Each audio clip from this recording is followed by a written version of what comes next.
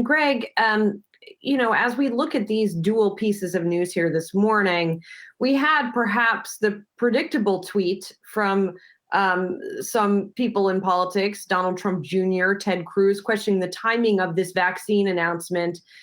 When can we start to ignore that sort of stuff? Well, I don't think we're there yet. Good morning. Nice to be with you. I think it's going to take a while. I think that we at least have to get through all the court filings today and tomorrow from pro-Trump people. They're angry. I mean, they feel the election was stolen from them. I don't see anything that looks substantive in court filings. It looks mostly frivolous, but there are a lot of angry people out there, and it may take them a while to get over this election. Hey, Greg, it's Miles here. And on that point, we've seen a lot of enthusiasm, I think, from, the Mitt Romneys of the world, I guess, mainstream politicians that maybe they can put the Trump period behind them. Do you think that hope perhaps among some on Capitol Hill is misplaced, that we just go back to mainstream politics as it was done, let's say, 6 years ago during the second Obama term? Yeah, I got to say, I think in talking to the Trump people, they view Romney or Governor Kasich with contempt. They feel that these people are not really on the team. So, no, I think there's a lot of anger. I think there are a lot of Republicans who are thinking about 2024, and they don't want to antagonize the Trump base. I mean, we can't forget, he won over 70 million votes, and I think a lot of his people are really angry this morning. Greg, I do want to play a little bit of what we heard from President-elect Joe Biden over the weekend, kind of to your point. Let's play a bit of his speech from Saturday night. I pledge to be a president who seeks not to divide, but unify, who doesn't see red states and blue states, only sees the United States. Greg, you've been in Washington a while. Joe Biden has been in Washington a long while. He knows all these people, right? Except for some of the newer people in politics, obviously.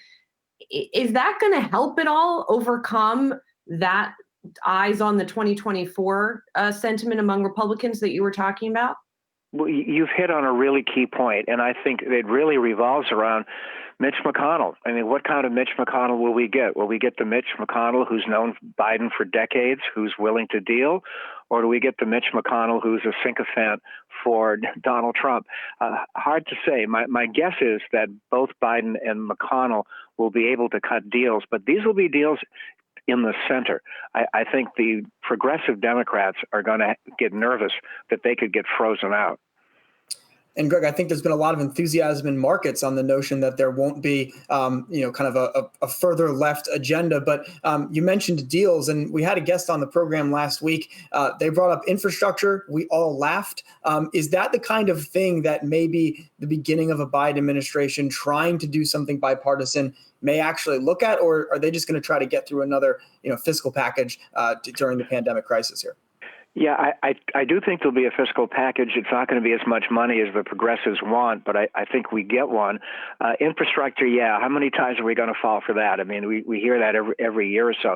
I think the key, guys, is to see what happens to the initial Biden cabinet nominations. If they sail through, if Mitch McConnell doesn't have a problem, if the Democrats can maybe get a Susan Collins or so and they get all of their nominees approved, that would be a sign we could get things done.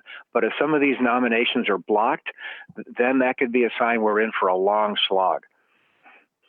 Greg, all indications suggest that incoming President Joe Biden will be ready to sign a lot of executive orders, likely on his first day. Does he risk losing any Republican support? And what would that mean to markets and just overall to the administration moving forward?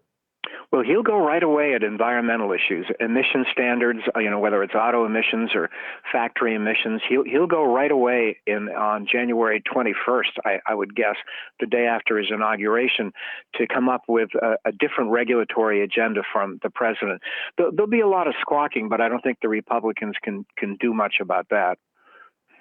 And Greg, you mentioned the sort of left wing of the party. I mean, despite attempts to tar him as this, seriously left-wing guy during the election, Joe Biden has a history as more of a moderate. Do you think he will sort of indeed ignore the left wing of the party, or is he going to somehow integrate them and finesse that relationship? Well, it's a real tricky balancing act, isn't it? I mean, the progressives want to see a lot done. He knows he can't get a lot through the Senate. I'm assuming that Georgia doesn't have two Democrats win. I'm assuming that McConnell will control Congress. The key thing to watch for all of the investors out there is taxes. If the president just has a modest tax hike, not big tax increases, I think that would be a good story for the markets. Again, the progressives won't be happy, but for now, they don't have anywhere else to go.